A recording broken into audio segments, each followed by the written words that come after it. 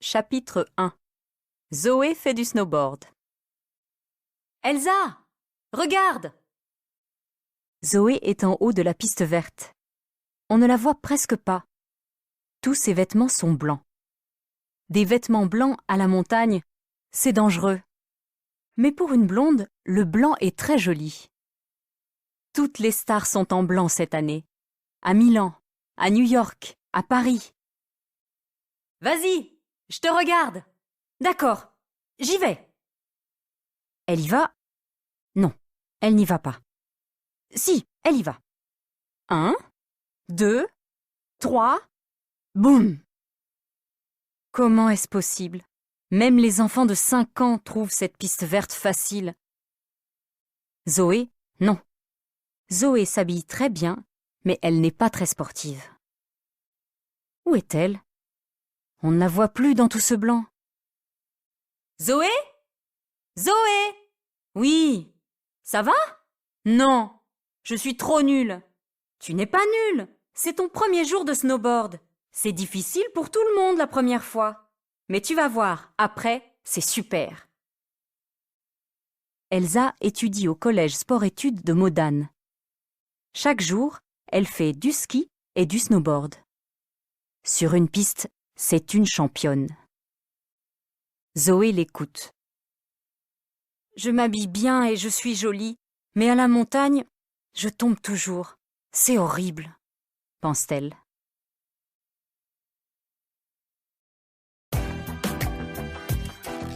Chapitre 2.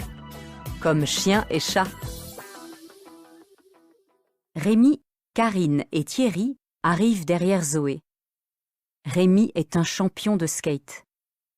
Le snowboard, c'est presque comme le skate, et Rémi va très vite sur les pistes. « Qu'est-ce que tu fais dans la neige ?» demande-t-il à Zoé. « Tu cherches ta montre ?»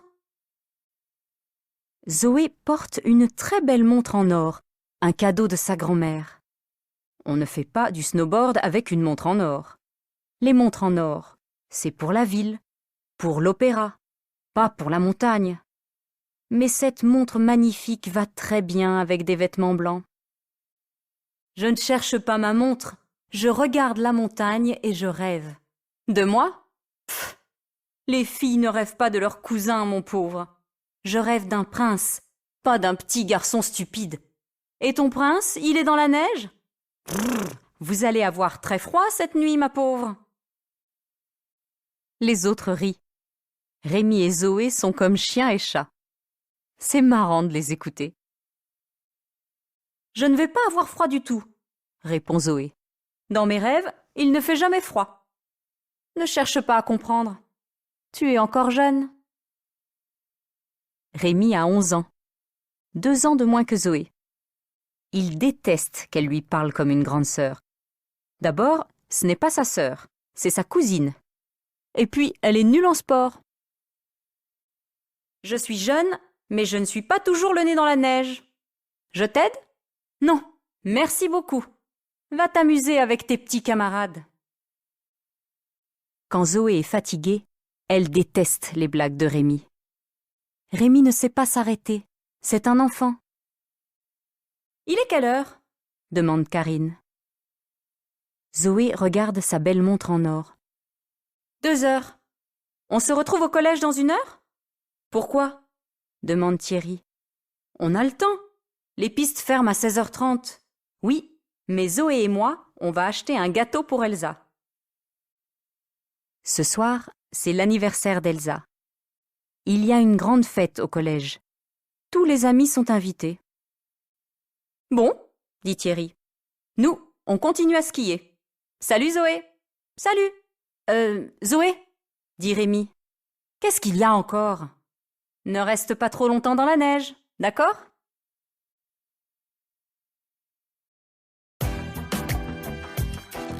Chapitre 3. L'anniversaire d'Elsa. Dans la salle des fêtes du collège de Modane, l'ambiance est très chaude. Karine est à la chaîne IFI. Elle a tous les CD de Christophe Willem, de Zazie, de Diams. Thierry est au bar et Rémi? Eh bien Rémi est partout. Au bar, à la chaîne IFI, sur la piste de danse et même sur les tables. Toutes les filles dansent avec lui. Il danse très mal, mais il est très drôle. Dans ses bras, on n'arrête pas de rire. À 9 heures, Karine coupe la musique. Les danses s'arrêtent. Qu'est-ce qui se passe? Karine prend le micro. Est-ce que vous avez encore faim? Pourquoi est-ce qu'elle demande ça? À la montagne, on a toujours faim. Oui, oui, oui! Qu'est-ce que vous dites? On a faim! C'est triste, il n'y a plus rien à manger et c'est l'heure d'aller se coucher. Bonne nuit tout le monde! Ouh! Le gâteau! Le gâteau! Le gâteau? Quel gâteau? Il n'y a pas de gâteau ici. Mais personne ne la croit. Soudain, la salle est plongée dans le noir. On ne voit plus rien.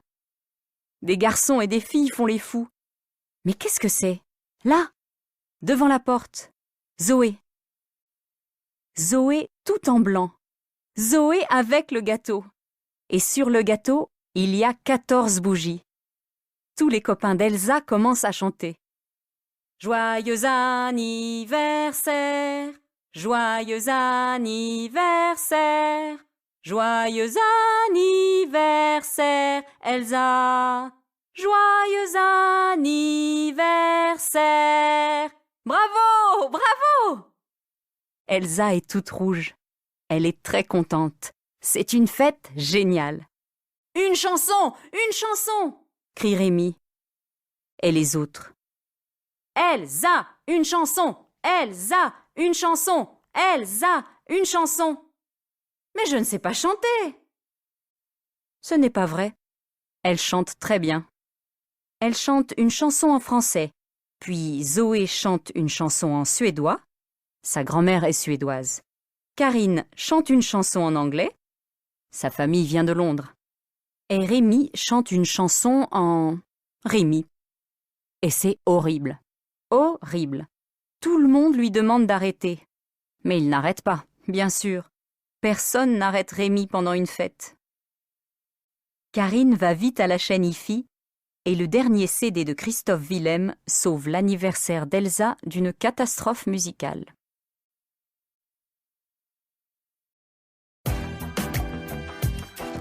Chapitre 4. La montre en or. À 11 heures, ils sont tous fatigués. Cette fois, c'est vraiment l'heure d'aller dormir.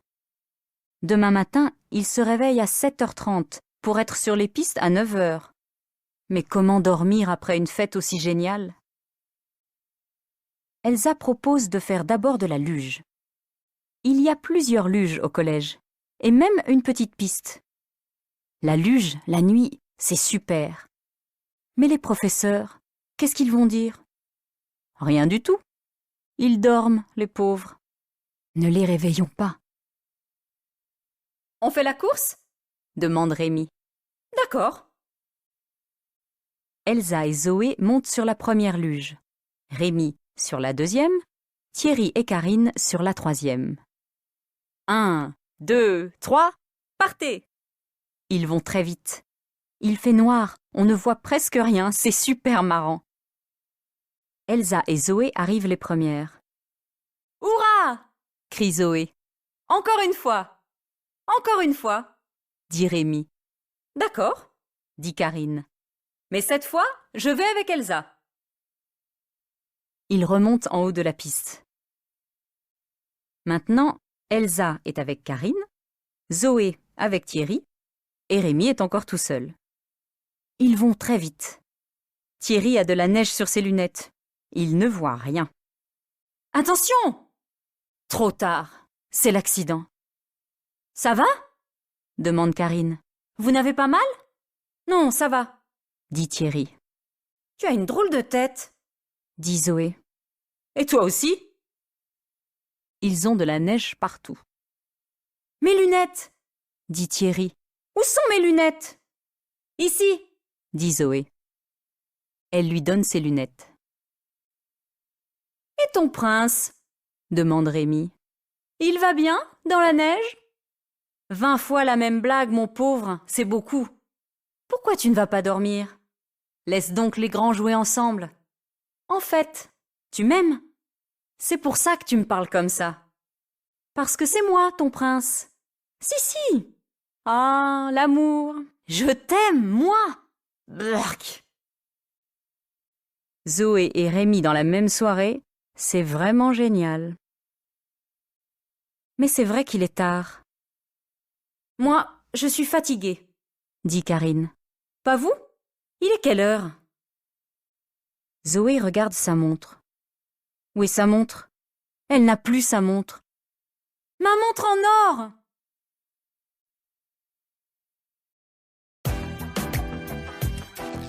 Chapitre 5. En route. Maintenant, elle est sous la neige, dit Thierry. La nuit est noire. On ne va pas la retrouver. Revenons demain matin. Je ne vais pas laisser ma montre toute la nuit dans la neige. J'ai une idée, dit Elsa. Un professeur de ski a un chien de montagne. Avec ce chien, il retrouve les gens dans les avalanches. Il les retrouve morts ou vivants? Demande Rémi. Rémi fait des blagues bizarres parfois. Ton professeur? Demande Thierry. Il habite loin d'ici? 1 kilomètre par la montagne. Mais c'est un peu dangereux la nuit. Que faire? Le professeur ne va peut-être pas vouloir s'occuper d'une montre. Et puis, aller chez lui et revenir au collège, ça va prendre du temps. À quelle heure est-ce qu'ils vont dormir avec cette histoire? Mais est-ce qu'ils ont envie de dormir? Ils entrent dans la forêt. Heureusement qu'Elsa connaît bien la montagne. On ne voit pas le chemin. Il fait très noir et il y a de la neige partout. Beaucoup de neige et de grands arbres, tous pareils. Zoé et les autres marchent derrière Elsa. Ils ne savent plus où ils sont. Ils ont un peu peur. Dans le ciel, on voit la lune, toute ronde, toute blanche, et on entend des animaux qu'on ne voit pas. Et puis soudain, devant eux, il n'y a plus d'arbres. Ils sont devant une sorte de couloir, un peu comme une piste de ski. Ce n'est pas très large, 50 ou 100 mètres, difficile à dire dans la nuit. Mais c'est très long. « Pourquoi est-ce qu'il n'y a plus d'arbres ici ?» demande Zoé d'une petite voix. « C'est un couloir d'avalanche, » explique Elsa. « C'est un endroit très dangereux. Il y a parfois des accidents graves. Qu'est-ce qu'on fait? On y va. Ne parlez pas et marchez doucement. » Doucement? Comment marcher doucement dans un couloir d'avalanche? Plus personne ne parle. Même Rémi ne dit rien. En 2 minutes, ils sont de l'autre côté de la zone dangereuse, au milieu des grands arbres. Ouf, ce passage est vraiment horrible. Ils comprennent que dans une montagne, il ne faut pas avoir peur des arbres. Il faut avoir peur quand il n'y a plus d'arbres, parce que c'est la neige qui est dangereuse. Les arbres sont là où il n'y a pas de danger.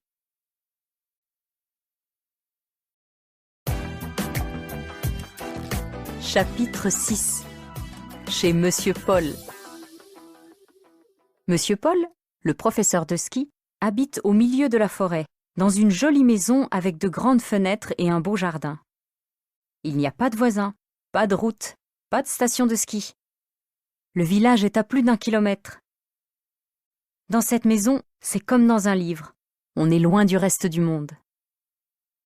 Mais ce soir, il y a une fête chez Monsieur Paul. On entend de la musique et 15 ou 20 voitures sont garées sur le chemin. C'est incroyable, tout le monde fait la fête à Modane cette nuit. Elsa frappe à la porte. Avec la musique, personne ne l'entend. « Monsieur Paul, c'est moi, Elsa !» Quelqu'un vient enfin, mais ce n'est pas Monsieur Paul, c'est Sénateur, le chien d'avalanche. « Sénateur, gentil chien !» dit Elsa à travers la porte. « Va chercher ton maître !» Le chien dit d'accord dans sa langue et 1 minute plus tard, la porte s'ouvre sur le professeur de ski. Monsieur Paul est beau comme un prince. Il est grand, il a des cheveux noirs, des yeux verts, 20 ou 25 ans, et très sympa. Il sourit, il serre les mains. Zoé veut lui dire bonjour, bonsoir, elle cherche ses mots, elle est tout de suite sous le charme. Vous venez à ma fête? Votre fête? Non, c'est pour la montre de Zoé. Elle est dans la neige et peut-être que sénateur... Vous comprenez? Non, mais ça ne fait rien. Entrez. Bienvenue chez moi. Dans la maison, il y a des gens partout. Tout le monde danse. La seule personne sérieuse ici, c'est sénateur. Le chien regarde la fête comme un vieux monsieur. Il observe et il pense. C'est un très beau chien, très grand, très fort et très gentil. Il dit bonjour aux enfants, puis il va se coucher sous une table, à un endroit où on ne va pas lui marcher sur la queue. Plus personne ne s'intéresse à la montre de Zoé. Zoé commence à être fatiguée. Skier toute la journée, danser toute la nuit, elle a envie de dormir. Elle déteste les fêtes, elle déteste la montagne et les montagnards. Elle est nulle, elle tombe toujours et elle ne comprend rien. Jamais elle ne va revenir à Modane. Elle veut rentrer dans sa famille, à Lyon. Elle veut retrouver sa chambre, ses affaires, son école, ses amis. Mais ce n'est pas vrai. Zoé ne déteste pas les fêtes. Elle commence à penser que la musique est très bonne. Le dernier CD de Grand Corps Malade. Et elle commence à trouver que Monsieur Paul est très beau et que le monde entier est fantastique. Il est très tard, mais elle ne sent plus sa fatigue. Petit à petit, la musique monte en elle. Et elle danse. Elle oublie l'heure, elle oublie sa montre, elle oublie le réveil à 7h30 du matin. Elle danse avec Monsieur Paul. Non, avec Paul. Parce qu'il ne veut pas qu'on l'appelle monsieur. Il trouve que ça fait école et devoir de classe. Ce soir, c'est la fête. Il n'y a pas de monsieur ni de mademoiselle. Il y a la danse et la musique. Paul. Paul est beau et gentil. Il est un peu vieux, 25 ans. Mais personne n'est parfait, et Zoé l'aime comme il est, avec ses yeux verts et ses larges épaules. Un sportif. Normalement, elle déteste les sportifs. Les sportifs sont comme Rémi. Ils n'ont rien dans la tête, ils font toujours des blagues stupides et ils ne comprennent rien. Mais Paul, ce n'est pas pareil. Paul est un sportif très spécial. Un sportif plein de charme. Un prince sportif. Oui, c'est ça. C'est un prince, dans une grande maison, au milieu de la forêt, un prince charmant, et il n'a pas encore trouvé sa princesse. Comme il danse bien. À 1h du matin, la musique s'arrête. « Tout le monde au lit !» dit Paul. « Nous avons une longue journée de ski devant nous. Bonne nuit les enfants. »« Mais on est samedi !» dit Zoé. « On ne va pas dormir maintenant, il n'est pas très tard. »« Pas très tard ? 1h du matin ? Au lit, princesse, comme les autres. »« Elsa, tu vas trouver le chemin pour rentrer au collège ? » ?»« Oui, oui, pas de problème. Ce n'est pas loin. Faites attention. La neige est un peu molle en ce moment. » Zoé regarde le jeune professeur de ski. Elle est toute rouge. Elle n'arrive presque pas à parler. Princesse. Ses oreilles sont pleines de ce mot. Princesse. Ils pensent que je suis une princesse. Est-ce qu'ils vont se revoir? Paul? Oui, Zoé? Ma montre en or. Ah oui, ta montre. Demain, j'y vais avec sénateur, d'accord? Maintenant, il est trop tard. Tu vas dormir. D'accord, Paul. Bonne nuit, Paul. À demain, Paul.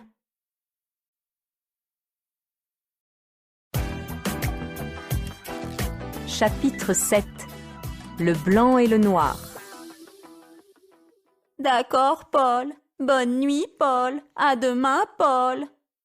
Tu t'entends quand tu lui parles? Tu n'as pas honte? Burk. Mais Zoé n'écoute pas son cousin Rémi. Elle marche comme dans un rêve. Quelle nuit! Hier encore, une petite fille de 13 ans. Aujourd'hui, une amoureuse. Amoureuse. Le plus beau mot de la langue française. Je suis amoureuse. Je l'aime. Il m'aime. Est-ce qu'il m'aime? Je suis trop jeune. Il est trop beau. Mais si, il m'aime. Demain, il va me dire « Je t'aime ». Demain. Oui, c'est comme un rêve. C'est comme de descendre une piste noire sans jamais tomber. C'est comme d'aller à 200 km/h dans un monde tout blanc et d'être très heureuse. Amoureuse. Elle imagine leur maison dans la forêt, leur vie à deux, parce que dans son rêve, elle est mariée à Paul et ils vivent ensemble. Elle n'est pas une petite fille de 13 ans. Elle est une femme, une star de cinéma, et Paul, un champion olympique. Ils sont célèbres tous les deux, ils ont des fans dans le monde entier, mais ils s'aiment comme au premier jour. Paul est amoureux de Zoé et Zoé est amoureuse de Paul. Un champion olympique amoureux d'une star de cinéma. Et dans son rêve, Zoé n'entend pas Elsa crier « Attention !» Elle n'entend pas l'avalanche. Mais elle sent le vent. C'est un vent très fort. Il souffle très vite, trop vite. Déjà, il est trop tard. Oh, qu'est-ce que c'est? Est-ce que la forêt me parle? C'est certainement cela. Je suis amoureuse. Tout me parle d'amour, les arbres, la montagne, la neige. Mais la forêt ne lui parle pas. La montagne lui parle, mais elle ne lui parle pas d'amour. Que se passe-t-il? Pourquoi est-ce qu'elle est toute seule? D'où vient ce bruit énorme? Il ne faut pas rester ici. Elle marche vite, elle tombe. Soudain, tout est blanc, et puis tout est noir.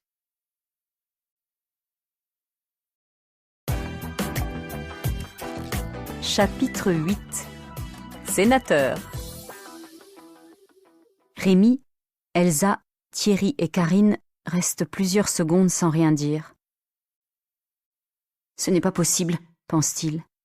Elle n'est pas sous l'avalanche. Elle est dans la forêt, derrière les arbres. Elle va nous appeler et on va rire. Qu'est-ce que tu nous as fait peur? Mais Zoé n'appelle pas, et personne ne rit. Enfin, il se réveille. Zoé! Chut! Fait Elsa. C'est encore dangereux. Est-ce qu'elle est morte? Non, elle est sous la neige, mais elle a de l'oxygène pour une demi-heure, peut-être plus. Elsa réfléchit très vite.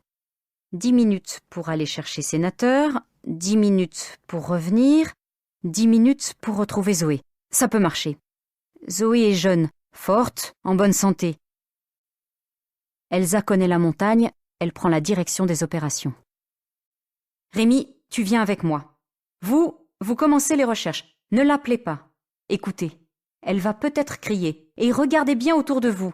Vous allez peut-être trouver un vêtement. Rémi, vite, on y va. Elsa et Rémi sont les plus sportifs de la bande. Ils partent très vite en direction de la maison de Monsieur Paul. Thierry regarde sa montre. 1h20. Une demi-heure. On va la retrouver. Karine, tu vas par là. Moi, je vais par ici. Vite! Ils commencent à chercher dans la neige. Zoé les entend peut-être. Elle va peut-être les appeler. « Regarde !» crie soudain Karine. Là, une écharpe blanche, l'écharpe de Zoé. « Zoé? Zoé !» Pas de réponse. « Elle est certainement ici. Allons-y, vite !» 1h25. Ils travaillent vite. Ils ne disent rien. Ils pensent seulement à trouver Zoé. Ils ont très froid aux mains, mais ils travaillent sans s'arrêter, sans parler. Chaque minute compte. Soudain, ils entendent un chien. Sénateur? Comment est-ce que c'est possible? Il n'est pas encore 1h30 et il faut au moins 10 minutes pour aller chez Paul, 10 minutes pour revenir. Mais c'est bien Sénateur. On entend aussi les voix de Paul, de Rémi et d'Elsa. Le chien arrive le premier. Il sent l'écharpe, puis il sent la neige. Il va à droite, à gauche, vers les arbres. Il s'arrête, il repart. Soudain, il aboie comme un fou, et il commence à chercher dans la neige. « Regardez !» crie Rémi. Une main, la main de Zoé.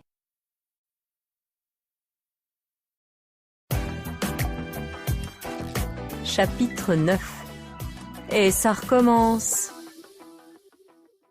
Zoé ouvre les yeux. Quel rêve horrible! Elle a mal partout. Où est-elle?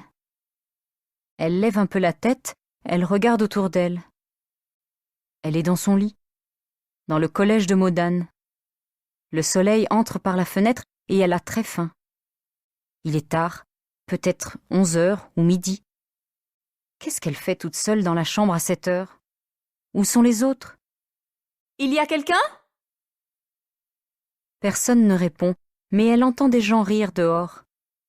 C'est la voix de son cousin Rémi. Il y a aussi un chien. Sénateur?